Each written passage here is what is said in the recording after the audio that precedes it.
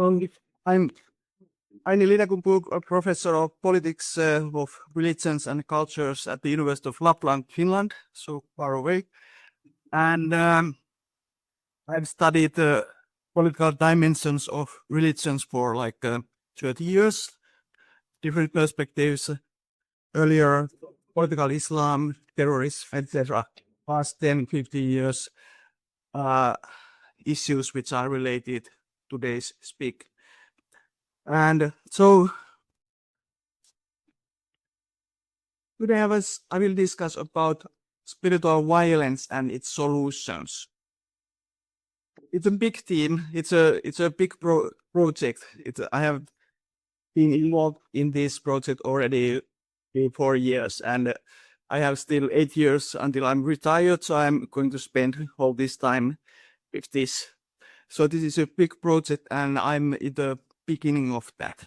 So this is more like preliminary ideas what I'm presenting today. So give your idea what I'm doing. What is this transformative change in this context? So first I will define what is spiritual violence, and then I will explain why the topic is important, and then I will somehow to show you the roadmap from spiritual violence toward non-violent spirituality. And here I apply the concept of transformative change. This concept of spiritual violence, I don't know if you have ever used that or heard that. It's used in Finland and maybe in Scandinavia, and it's in Finland, research related to religious communities and violence in religious communities is slightly different what you have here in USA and Canada, for example, or in France. But this concept is so it's different, but it somehow reminds what you are more familiar. So coercive control might be the closest relative for that. Earlier, we have had brainwashing, mind control, and these other concepts. So spiritual violence is somehow different, but somehow related. I have developed this concept, or there are others as well who have developed this concept, but my understanding of concept, I have written that in my earlier book, in Finnish. English title would be like The Shadows of Religion, Spiritual Violence in the Christian Communities. And I have applied the concept, different themes, socialization to religious communities, homosexuality, physical dimensions of religious life, economic abuse, spiritual jurisprudence, and this engagement of religious movements.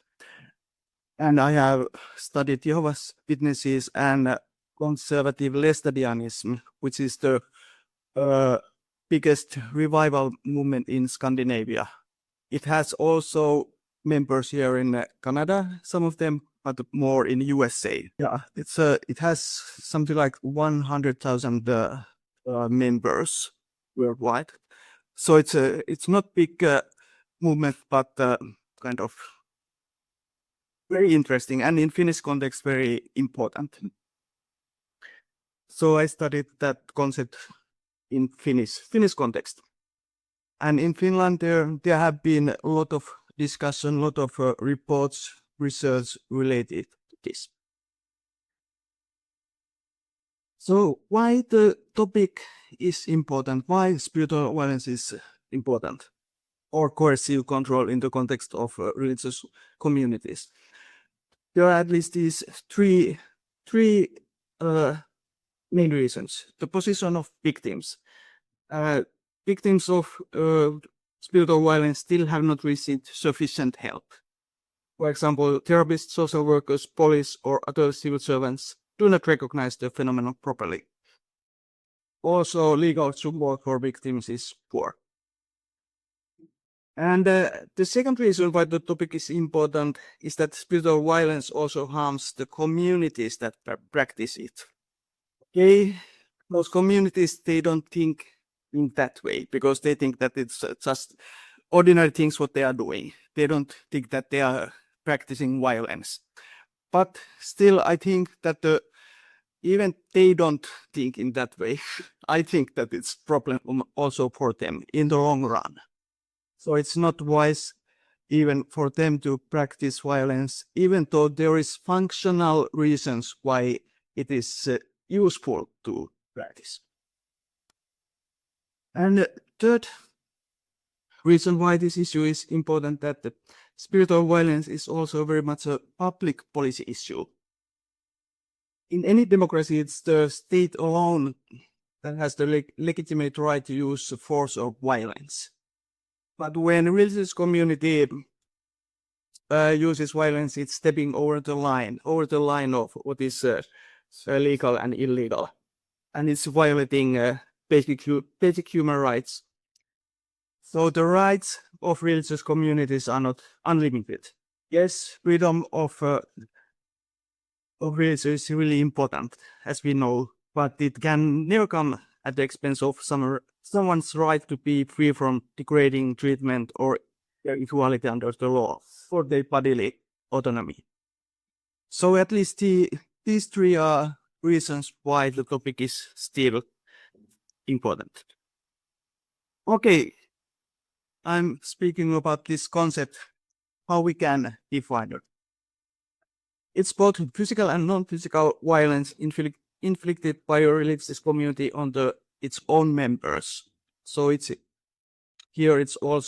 always intra-group violence. Yesterday we heard your presentation that you had intra-group violence, but also this violence towards other groups. So this is only intra-group. It is justified by the community's spiritual and religious doctrines or the membership structure of the community.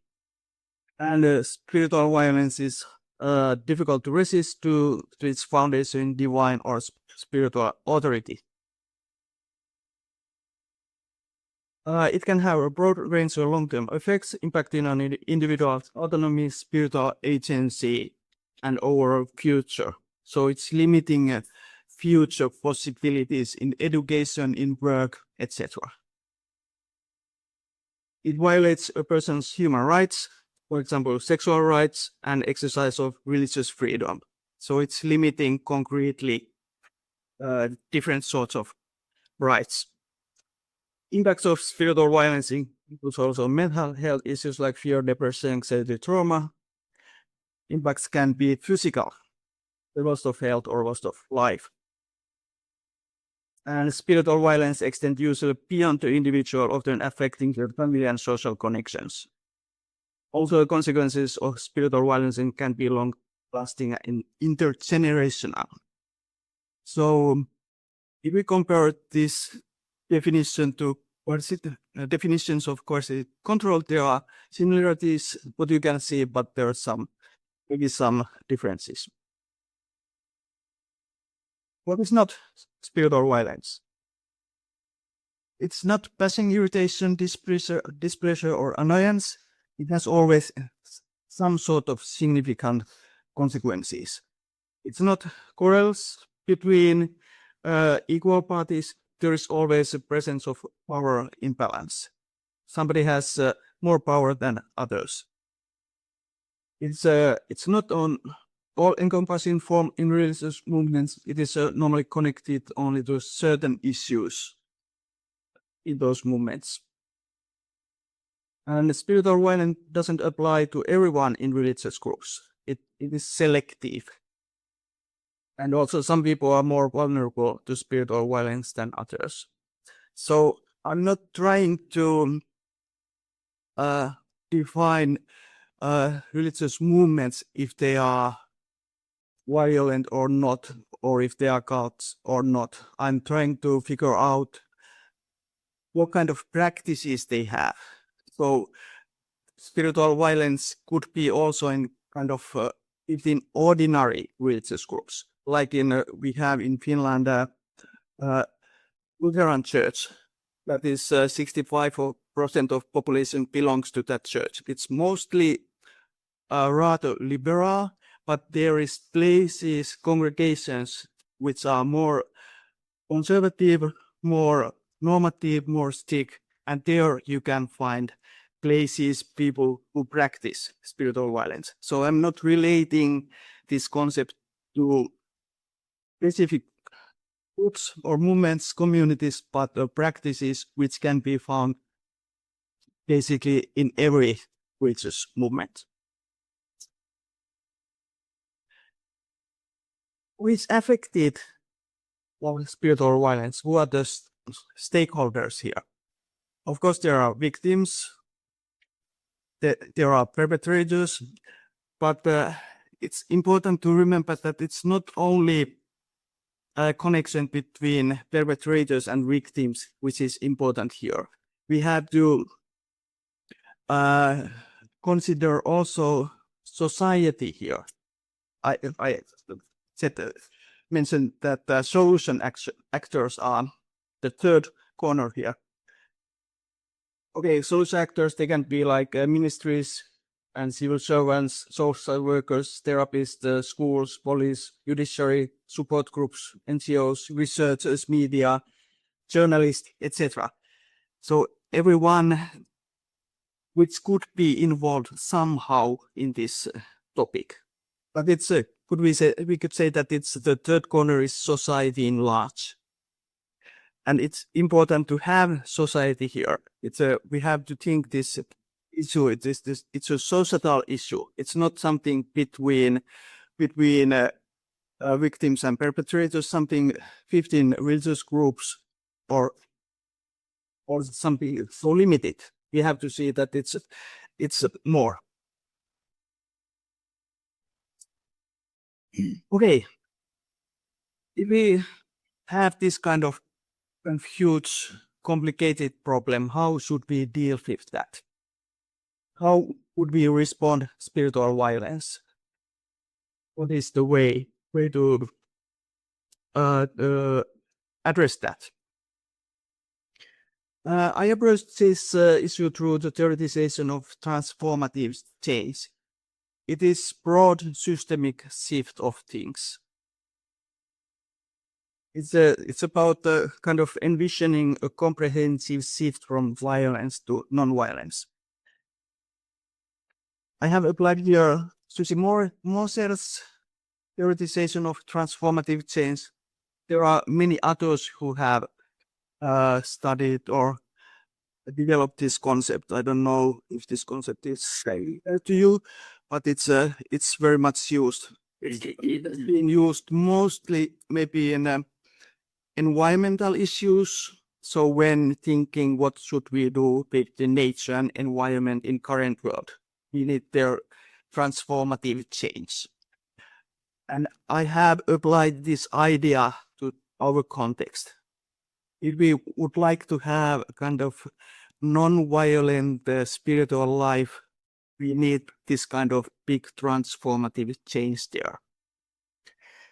Susi Moser outlined 6 conditions for systemic change. There is first mindsets, kind of abstract things. They could be thought patterns, values, beliefs, etc. So in which way we are thinking of world and everything. This is the first level. If we would like to consider change, we have to think which way we can change these mindsets.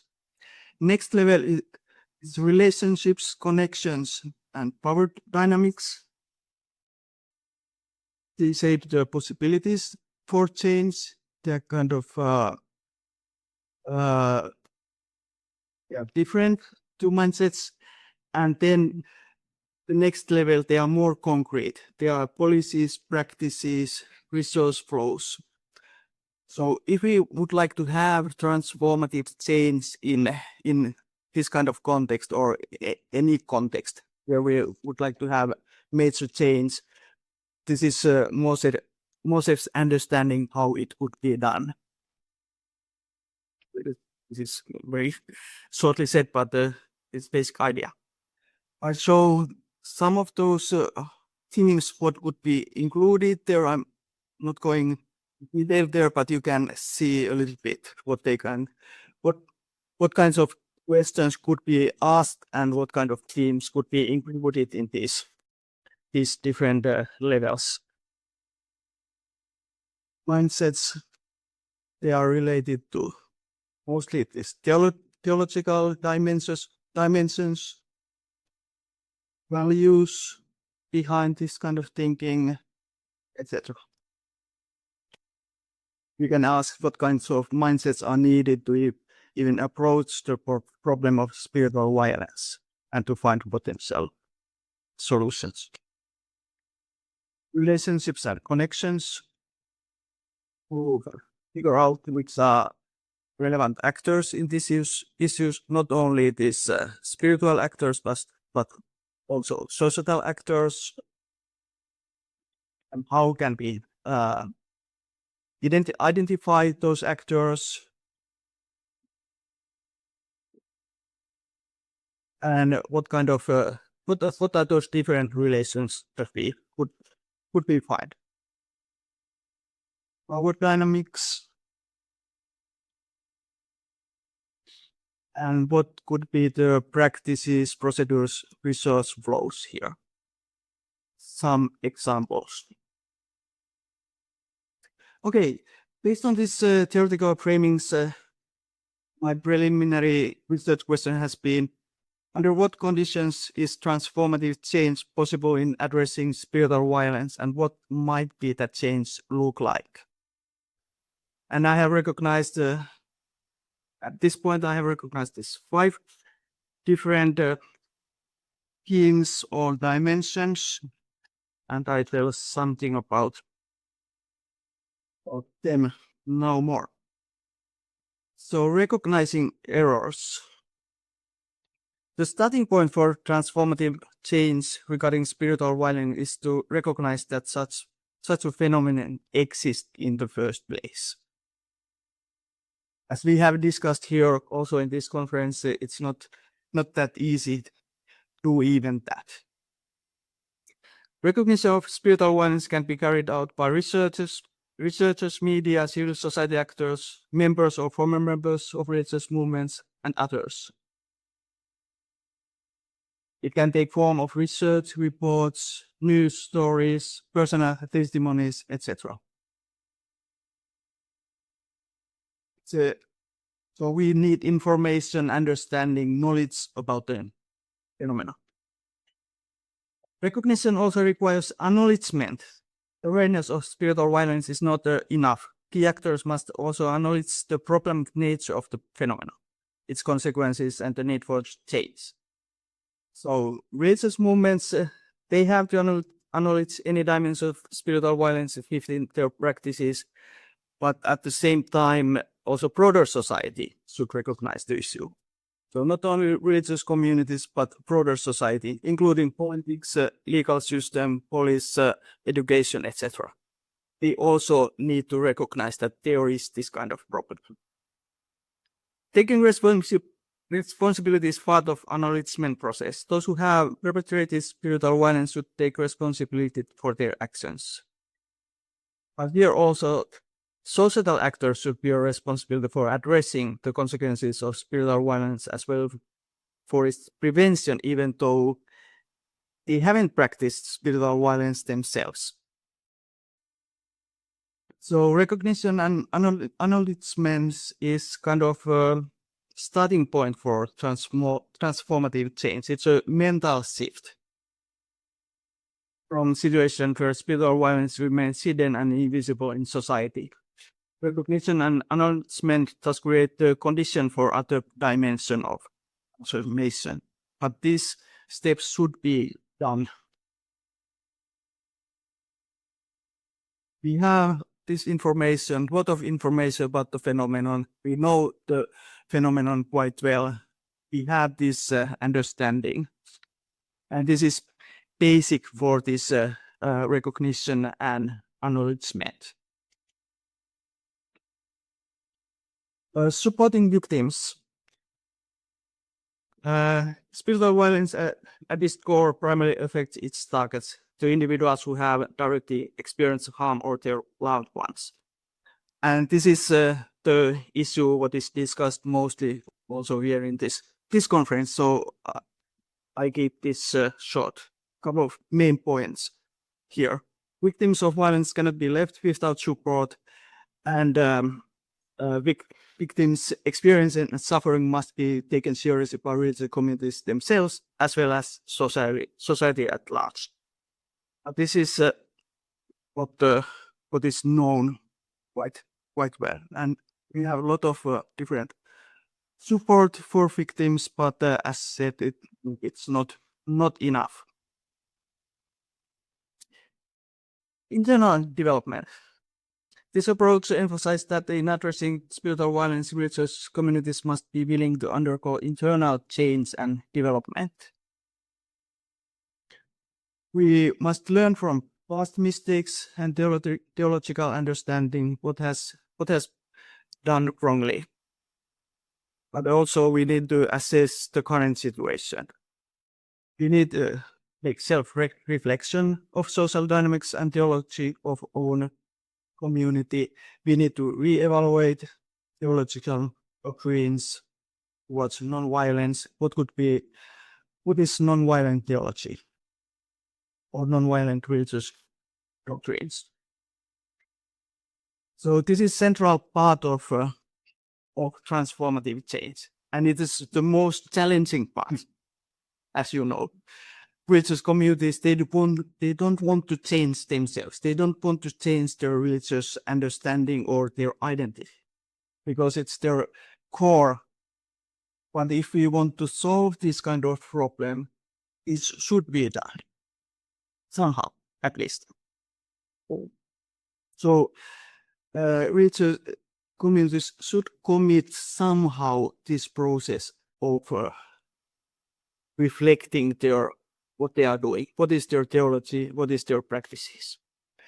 And okay, it sounds that it's difficult, it's impossible, but I have some examples from Finland, small country, but there has happened something, small steps, and one example is that Finnish Pentecostal congregation, or its main office, they decided to adopt authorization system for their employees. This authorization includes, among other things, safety training aimed at recognizing spiritual violence. Okay, it doesn't sound much, but they are at least saying that there could be a phenomenon called spiritual violence. And this is also some sort of step, because earlier the religious communities, they said we don't have spiritual violence at all. This is a phenomenon which is unknown in our communities. But now, at least someone is saying that, okay, we might have had religious violence in our community, and maybe we should do something.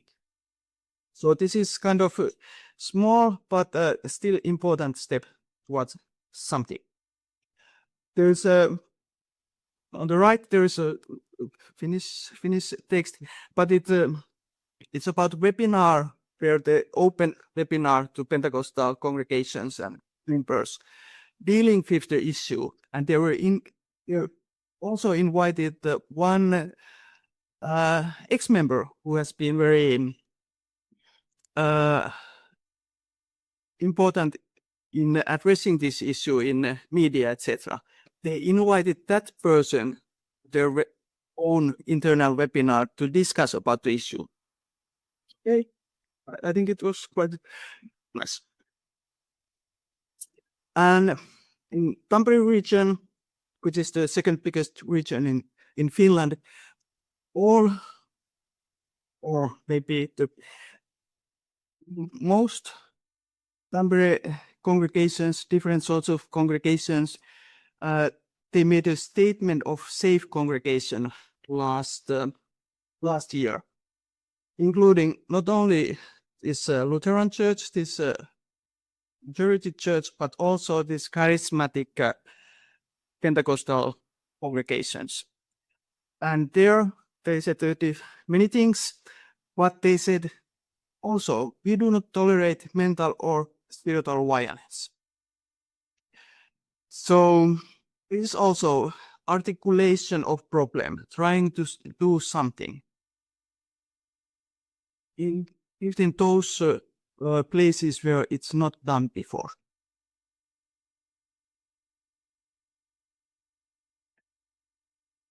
Dialogue and connection to society.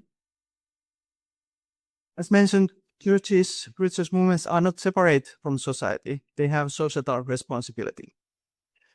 And this responsibility, I think it includes participation in dialogue with the broader society, which could involve churches, religious movements, wider society, researchers, media, etc. This is also difficult, but because I think it would require kind of what I'm not looking kind of ecumenical dialogue. It's kind of many times rather empty things. I'm calling kind of radical honesty. It's challenging. It needs trust. It needs goals. It needs religious literacy, etc. But I think it's needed. One example of that, Ecumenical Council of Finland. It has participated in discussion on spiritual violence with the researchers, therapists, other actors, but also with the religious communities.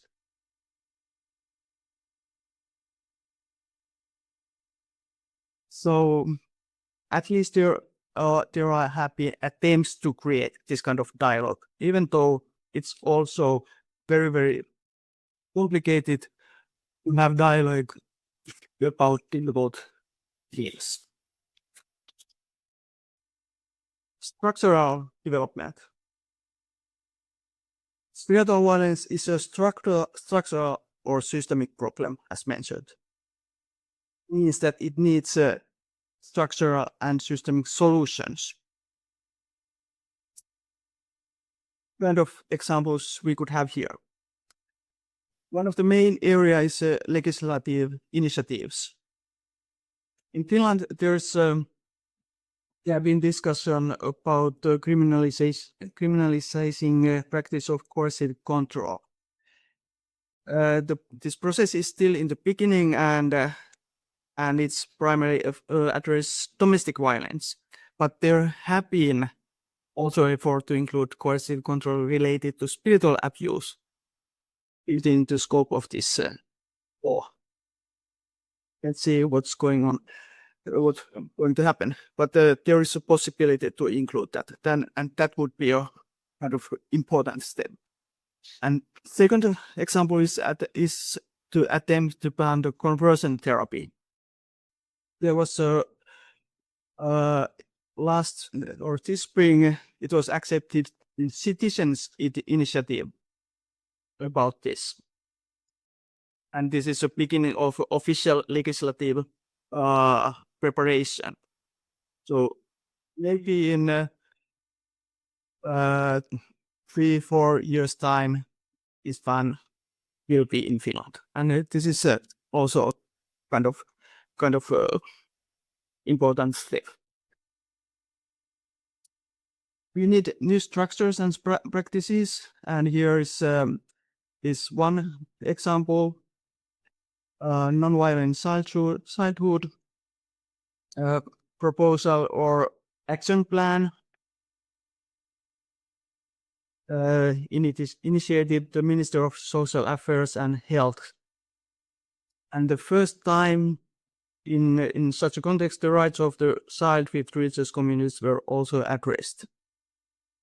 And that this has been also a kind of step forward. It has been explicitly discussed what should be done here.